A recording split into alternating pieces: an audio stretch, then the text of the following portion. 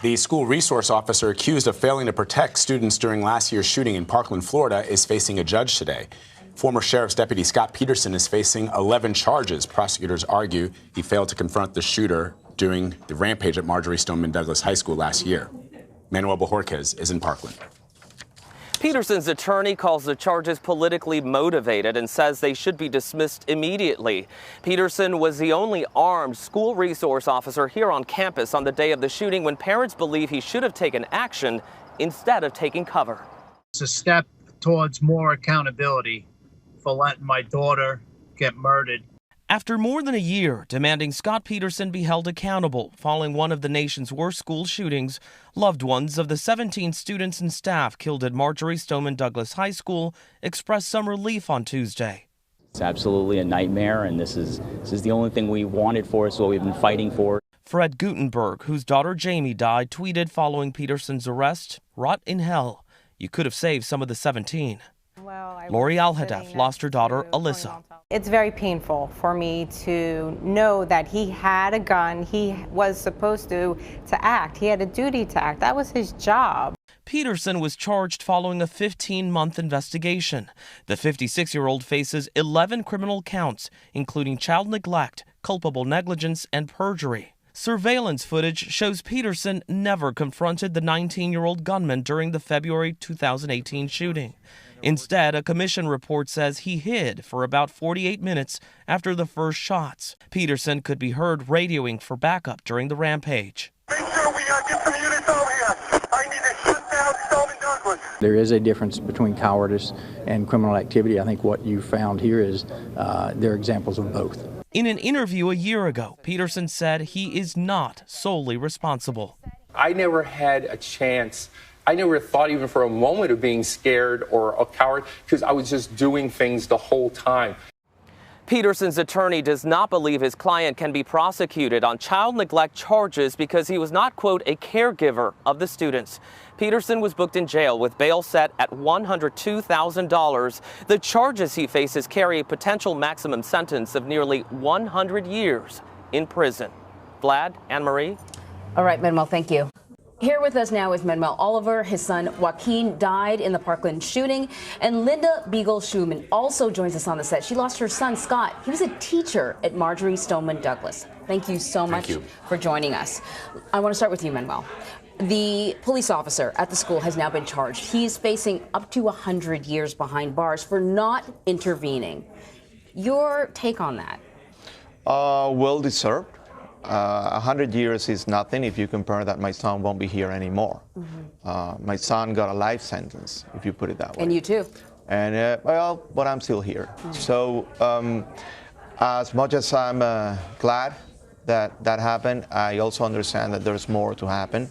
I am expecting more people to be judged and more groups that are involved in this murder case. And by the way, my son didn't die that day. My son was murdered that day, which are two different things. So bottom line, I'm glad that there's some justice here. Linda, you know, you often hear a good guy with a gun is what you need to prevent tragedies like this from happening. In the case of Mr. Peterson, we know why he's facing all those years in prison. It's because he had a gun, and according to the allegations against him, he didn't do his job. Meanwhile, your son, Scott, a teacher at Marjory Stoneman Douglas High School, was protecting children. He was unarmed. When you think about that, and you think about the fact that there was somebody who was armed there, and it was ultimately your son who died protecting the kids, what goes through your mind? My son did Scot Peterson's job. That's exactly what my son did on the third floor. He did Scot Peterson's job. Scott was a hero, and he would have never wanted to be armed, and I don't think he should have been armed. Okay, the person who should have been armed was armed and didn't do his job. But there's no way in the world that a teacher should be armed, because if a teacher was armed, then what does Scott do in that split second? Does he go to save his students, or does he go and get his gun and try to get the active shooter? So it's really unfortunate that the person who was armed did not do his job, and the person who wasn't armed, my son, did his job as well as Scot Peterson's job. Do you agree with Manuel that he should be charged, Scott? 100%. He should be charged, and he has no business ever portraying himself as the victim. Poor me, I can't be outside anymore. People are looking at me. Those were my kids. I believe those were his words. One interview that he did, he has no right doing poor me. Well, part of the counter argument is maybe not so much poor me, but his lawyers are saying, maybe he's being as a bit of a scapegoat here, that this is a big issue in this country, and he's sort of putting the weight of what happened at Marjory Stoneman Douglas High School on his shoulders is maybe a little bit too much. He was outgunned. I don't know in terms of preparation, how prepared he was. Does that resonate with you? He had a job to do. He was trained to do this job. He was not trained to stand behind a pole for 48 minutes. He was trained to do a job. If he didn't think that he could do his job, then he should have resigned, quit, and they should have had somebody else do his job. He was outgunned, Manuel. Well, again, he decided to do that job. It was his option. I wasn't doing that. Scott wasn't, his duty wasn't to protect kids. He was teaching kids, coaching kids. So we all have something to do here. We all play our role, and we have to be responsible. If you say you're good for it, just do it. What do you both say to what his attorneys, Mr. Peterson's attorneys, and even some of the survivors of the shooting are saying, which is that the gunman is the only person responsible? Linda, when you hear that, what do you think? What's your reaction to that? I don't think that's true. The gunman's certainly responsible for having murdered 17 people, okay? But there are resource officers, there are security people, schools have security, schools should not be prisons, but they should have proper security, whether it be cameras or whatever it is, that people are protected. It's the same thing wherever we go. We have protection wherever we go. We have police officers in New York on the streets. I mean, we have, in movie theaters, there are security people. It's not just because of what's happened in Parkland or any of the mass shootings. People have jobs to do, schools are secure, and really what's happening is what should be happening. I just think it's taken too long, okay, too long, almost 16 months, to have people be accountable. And what happens when you take so long is society starts to forget. And when society starts to forget, that's when things don't get done. And that's when you hear, oh, there was just another mass shooting. I know Manny agrees. There's no such 100%. Thing as just another mass shooting. And another thing is that sounds like an argument from the gun lobby. Yes. I mean, it's I've heard that many times. It's not the gun, it's the shooter behind the gun. And let me tell you something, it's both. Because there was access to a gun. And it sounds very much like a way to blame it on a person so we don't talk about guns, which is becoming a tradition in America that is changing right now. Is the conversation changing? I mean, you've been out there encouraging people to talk about it, you using art, I know. It seems like the conversation is sort of a bit of a merry-go-round, that we kind of keep talking about the same thing over and over again, including the gun lobby and the influence the gun lobbies have on politicians, and then we pivot to just another shooting. I think the reaction is changing. I think that now we are more offended every time we hear this is happening.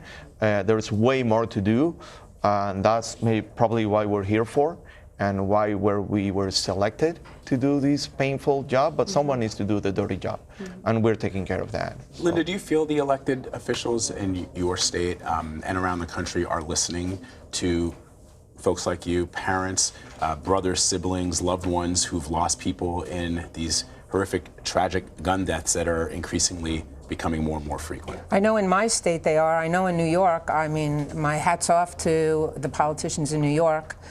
They are listening. I have been speaking one-on-one. I will go speak whenever I can speak about reasonable gun safety awareness.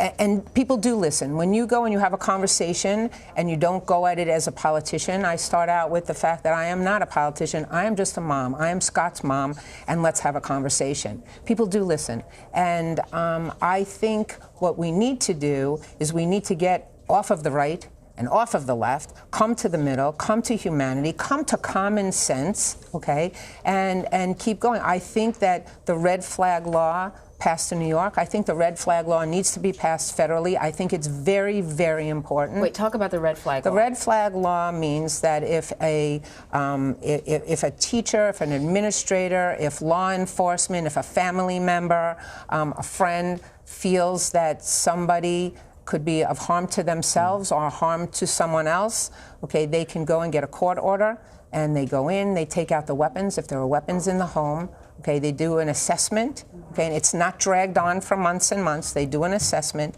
and if they find out that this person really can be at harm to themselves or to someone else, they continue to keep the guns and do mental health assessments. If not, they return the guns.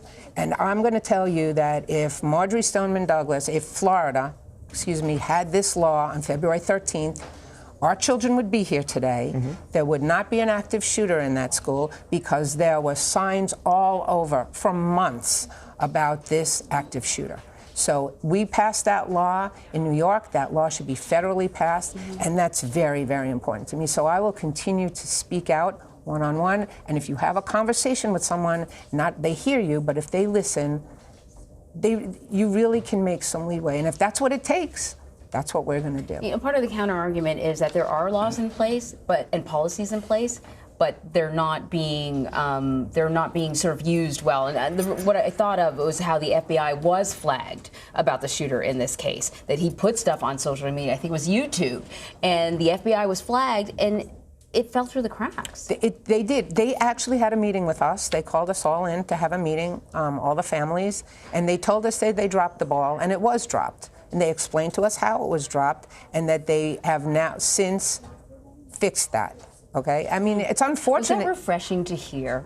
You know, it was refreshing. No. Refreshing is not a good word. Okay. Nothing is refreshing.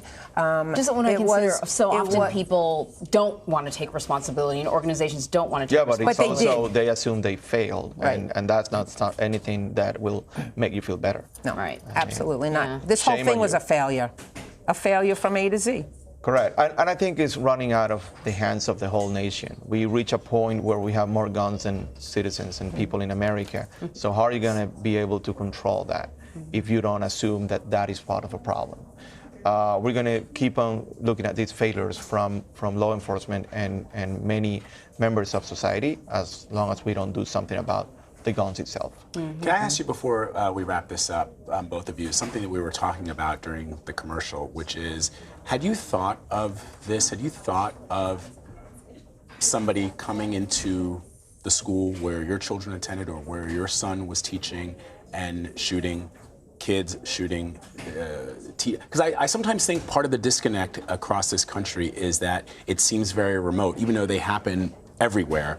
It seems remote for people who've never been affected by it. And they watch the news reports and they hear from the parents, and for that moment, their heart breaks, and then they move on with their lives in their beliefs that they are right, and that, you know, anything that is around this discussion is a political one, around the Second Amendment. And that's where they immediately veer to, which is what you said, instead of rather thinking about it from a human being perspective. Had you thought of this at all? Let me answer you this way. The only thing that I really regret, is not being able to do what I do today before February 14th. Wow. So the invitation is that you should get involved, because you never know when this can hit you, and you don't want to be in this situation at all. Thank you both. Manuel, Linda, thank you so much. Thank you. Thank you very much.